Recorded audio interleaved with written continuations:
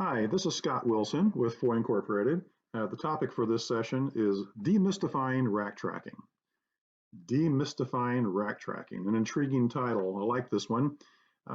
We'll be talking about rack tracking in some general terms, but what we're focusing on here is how to get started with rack tracking, how to get started and also how to maintain it, because there are some challenges involved in getting started with rack tracking and other challenges involved in maintaining it. This may be something that you've tried in the past and had some difficulty with, but one of the points of this session is to show you some of the newer features that are involved with EPICS now that make it much more easy to get started and to maintain rack tracking. So let's talk about some of those benefits of rack tracking.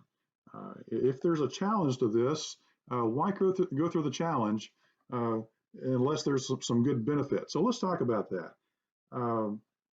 First of all, you are using racks now. I mean, you're putting metal in racks. They're moving metal from one department to the next. So just imagine if you had a record of all of those racks. If you knew exactly what was in those racks and where they're going and what they contain, who it belongs to. If you had a record of all of that in EPICS, that's just a tremendous amount of information available to you. You have all those racks out there on the shop floor going places, but unless you know what's in them, it's not a tremendous amount of use to you. So just having the records in EPICS can be really beneficial. The next key benefit is no more handwritten rack tags. It may well be that right now you're handwriting these tags or relying on some good penmanship. But if you have a printed tag like this example here, you no longer have to decipher, is that a 3 or is that an 8? The other benefit to this is you can put anything on here that you want because it's just a report. You can have a die thumbnail. Here's a note from the sales order. Of course, it shows the rack number and the quantity, the die and the customer. And very importantly, it shows where that rack is going next. So anyone can walk up to this and know what's in it and where it should go. Then you'll also see down here at the bottom a barcode, which is very useful for posting production. And I mentioned that we have that record in EPICS as well. So let me just open up the sales order screen and we'll look at that sales order. And you'll see that you have all of that information, of course, with the sales order as well. So here's the sales order record. You'll see that there is a tab called racks. So there is the rack information. So anytime we're looking at sales orders, not only do we have the departments and the history and the production detail, we also have where is it right now? Where is it going? We have all of that information here. And we might have potentially multiple racks containing that sales order. So managing your work in process, this is a very helpful tool. Along those same lines, under the inventory tab is the physical inventory worksheet. So if you're not familiar with this, I encourage you to take a look at it. But this is something that requires racks, but it's a screen that shows you all the metal you own in your plant. Here's all of your work in process, and you can see that it's managed by rack. There's also tickets and bill of inventory. With those 3 tabs, it shows you everything that your plant has control of. But for the work in process, you can see it's managed by rack ID. So that's a great benefit. Another benefit is in posting production. Let's look at an example here. So I'm opening the production screen, and I will start posting a new age production record. Let's just go to new mode. You see there is a tab here at the top called Scan for Available Racks. This shows all the racks that are available at this moment for aging. It essentially is my backlog, but it's not the entire age backlog. These are racks that are available right now to post. So I can check off the racks that are going into the oven at this moment. If I'm using a scanner, just a simple wireless scanner connected to this computer, it's not even necessary for me to use the mouse. I can simply scan the barcode that we saw, scan the barcode, zap, zap, zap for all the racks that are going into that oven load. And as I scan, it will load those racks onto the production screen for the age department. So that is a very clear benefit. When you add racks, here's something else that you'll see, that racks can be placed on hold. Now, this is not a credit hold or a plant hold, but individual racks may be placed on hold. So if this rack is 10 deep behind something else, we can't get to it or we can't find it, we can go to that rack record, place it on hold, and then production departments are aware of that when it comes time to produce it. Another great use of racks is for tracking rework. Let me find an example. Okay, let's use this paint record as an example. I'll go to edit mode and then post a new line here for rework. So these are pieces that would be going back to a department. In this case, we'll choose age. Okay, these pieces need to be re-aged. I'll say we're posting 50 pieces, and then we have this rack out. When we post these 50 pieces, they will go into the rack. That rack will then show in the list of the racks for the age department, the list that you saw just a moment ago. So not only is this marked as rework, it's also put into a rack that essentially goes into the age backlog, so to speak. It's the available racks for the age department. Okay, so that is a very useful way of managing your rework. Another thing that's useful with racks is posting scrap. So in the same way, if I go here to add a line for scrap pieces, again, you see that there is a rack out available for scrap. So you can have specific racks that are designated for scrap. You can even have a default scrap rack in which all of your scrap goes. It gives you, of course, the history of the scrap, but then you also have this container, this rack, another way of identifying and managing your scrap information. All right, another key benefit is interplant transfer. Now, this doesn't affect all EPICS users, but if you have an off-site facility, let's say anodize or fabrication, then you can use interplant transfer to seamlessly transfer racks from one plant to the next. The routing will appear just as a standard routing. It might be a standard anodized routing or a standard fab routing. But at the point where it comes to the department that is in another plant, these racks can just simply transfer there using this screen, and then they continue on their way at the next department. Okay, so there are a number of benefits available here. So how do we get started with this? Now, like I say, perhaps in the past you've started and stopped. So it may be that you have some old junky rack records out there that need to be cleared out. Maybe in the past you've had trouble getting people to follow the procedures the way that they should. Well, we have some things in place to manage that as well. So the goal with this is to come to a point with your rack tracking where the flow of the racks is managed essentially automatically. There will always be some exceptions that you'll have to deal with, but just a matter of routine that your rack tracking scheme, your scenario, is managed automatically. So let me just pull up a list here that we're going to, a list of steps that you can go through. The first thing we want to do is determine your rack numbering scheme. How do you want to number those racks? And there's basically two cases. You can stencil all of your racks so they have large, easily visible numbers. You can use those numbers, or you can have EPICS number them for you automatically. So let's talk about the benefits of both of those things. Okay, so I brought up that paint record that we looked at a while ago, and the example was posting rework. So you saw that when I was posting rework, I had this option for the rack out where I can either type something in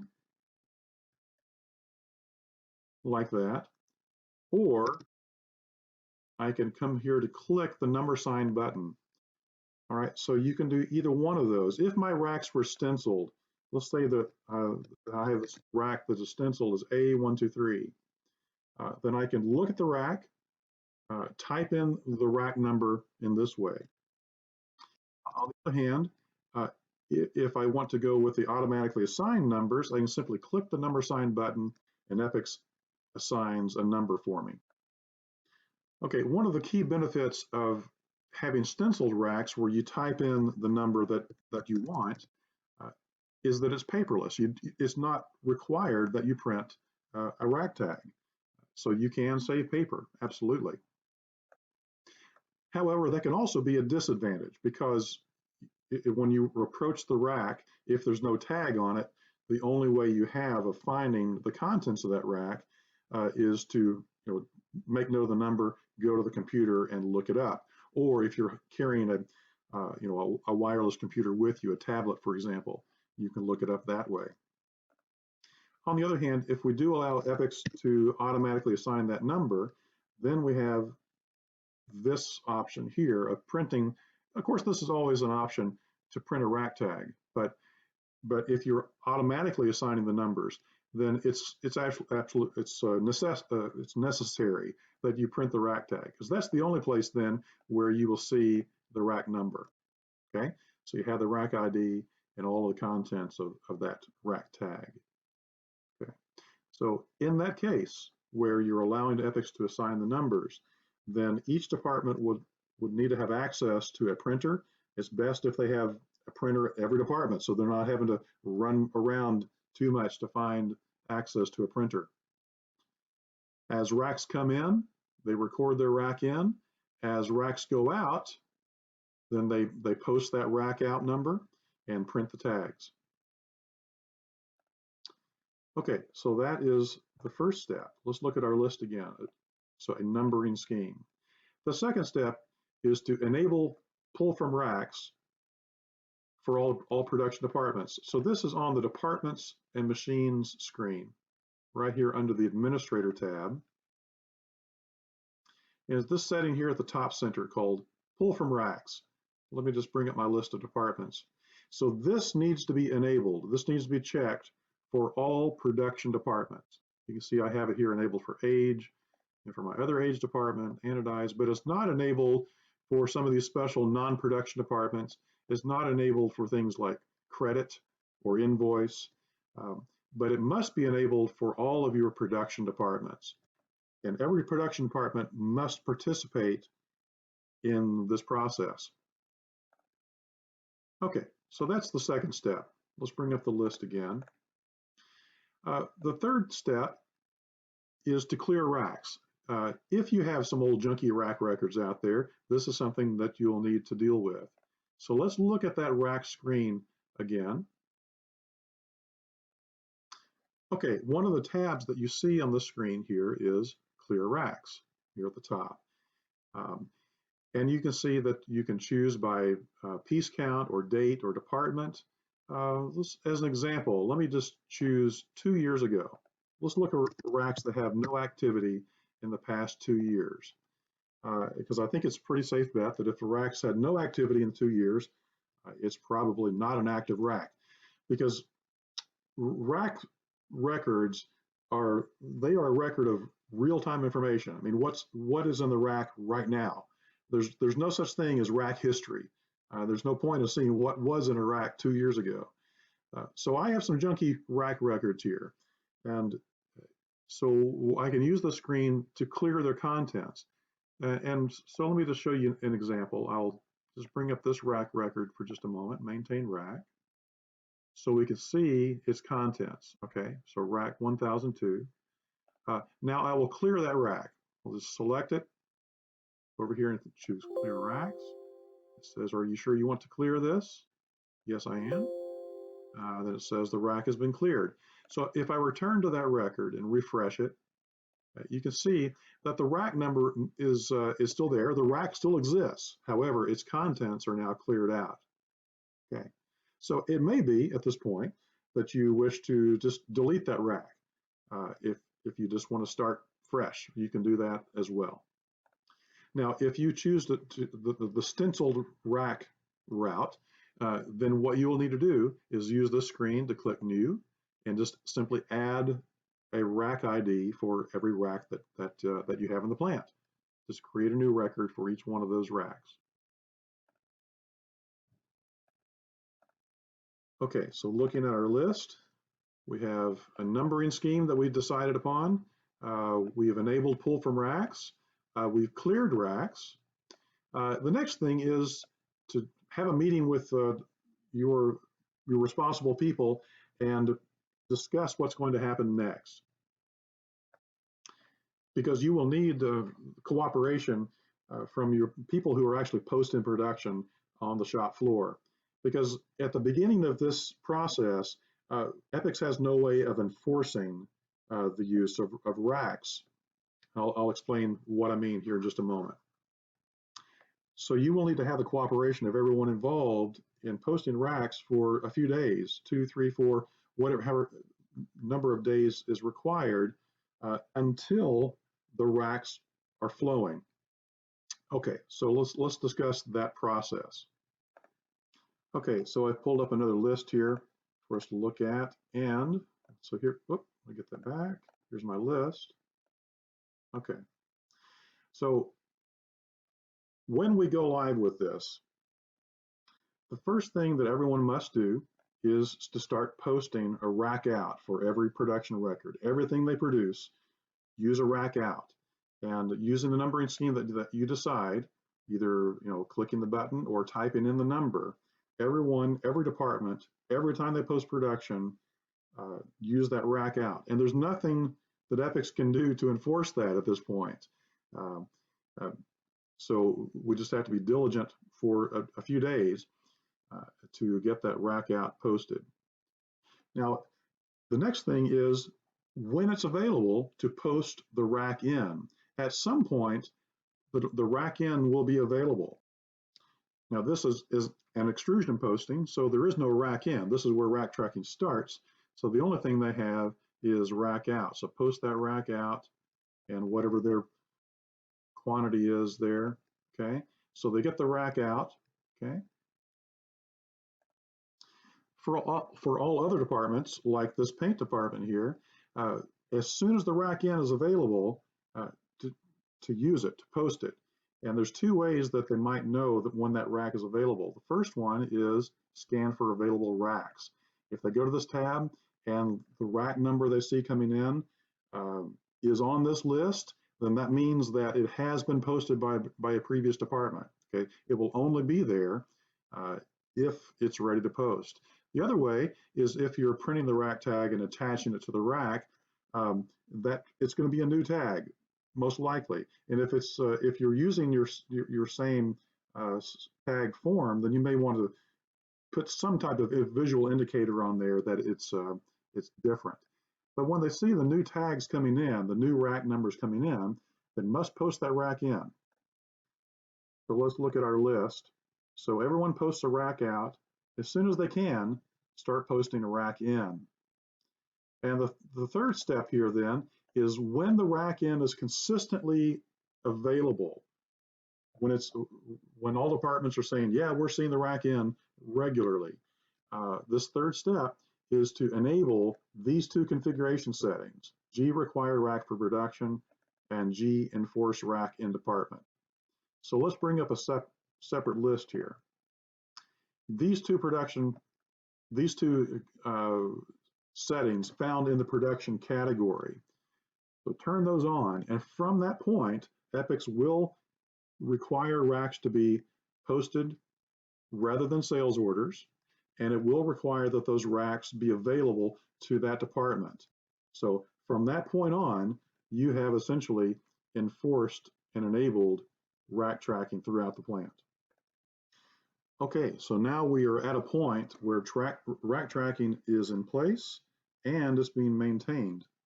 But there are a number of other options available to you that I want to just take a look at.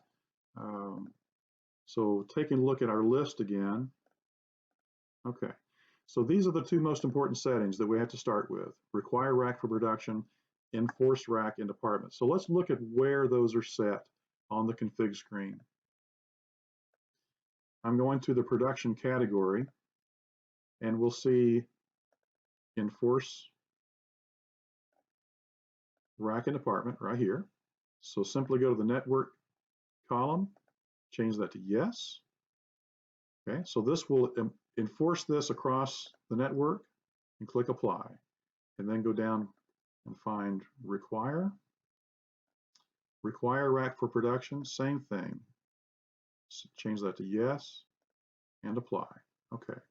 Now there are a number of other settings here that are very useful. Okay. Now here are some that I have in this list. Rack production weight total, rack production piece, tolerance, excuse me.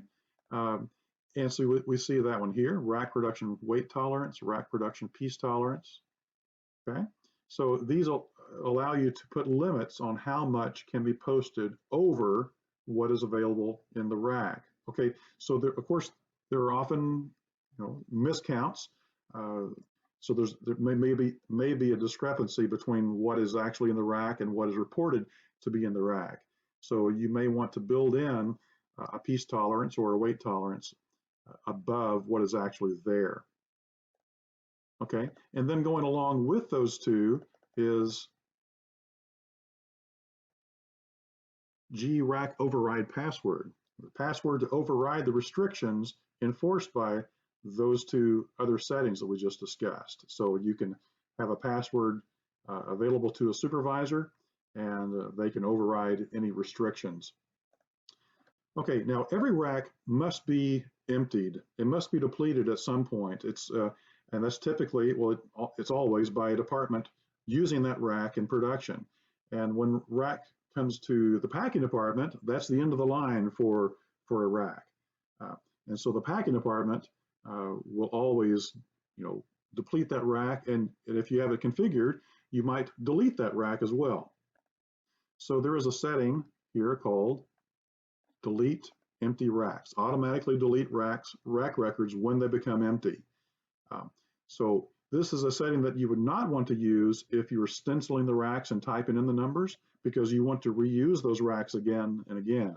However, if you're using the automatically assigned numbers, then yeah, you probably don't need an empty record going forward. You can simply delete that record and not have it in your rack screen. Now, at any point, and this is not a config setting, but at any point with a rack record, you always have the option to mark the rack as empty. So if it's a rack record that is actually empty, but you're looking, rather you see a record of there being pieces in the rack, but it's actually empty, you can always right-click on the rack ID number and mark the rack as empty. You will see this option anywhere you see a rack ID. So this is commonly used from time to time by the packing department. The next setting here that's very useful in maintenance of rack tracking is this empty rack threshold. Now this is in the packing tickets category right here, empty rack threshold. And this accounts for miscounts, essentially, because that's something that often happens. If there were 110 pieces, but you actually only find 108. This allows you to set a threshold, a number of pieces, let's say 5 pieces or 10 pieces, that if you are within that 5 or 10 pieces, this message will pop up and says, hey, there's only, there are still 5 pieces left on the rack. Is this rack really empty? And they can click yes or no. That, yep, we're within, we're within that threshold. And yes, the rack really is empty, even though there's a few pieces left over on record. So that is a good setting to have a few pieces, at least 5, in place there. A similar setting for the extrusion departments. So the empty rack threshold is really packing only. The other one is for extrusion. Ask to clear a rack, and this applies chiefly in the stenciled rack scenario where you're reusing racks again and again. It may be that they encounter a rack that shows that there's some pieces there when there actually is not. If that's the case, then it will ask them, is this rack empty? And they can click yes. And then I mentioned earlier, you can have a default scrap rack. So using this setting, you can type in a name for a rack that you want to use for scrap. And when you use that, when you're posting scrap, that rack number will automatically populate that rack out field. Okay, so there are other things involved with the rack tracking, but what we were looking at today is how to get started with it, how to maintain it. So these are the most the most useful and common scenarios that you can use for getting this going. Okay, so we've seen the numbering scheme, enable pull from rack, clear racks, and then discuss the plan with your supervisors, and then go live with the plan. And once that plan is going, then you have these config settings. These are the most important ones here: require rack for production, enforce rack and department. Once those are enabled, then you're enforcing rack tracking. So we look forward to discussing this with you further. So if you have any questions, let us know, and we'll be talking to you soon.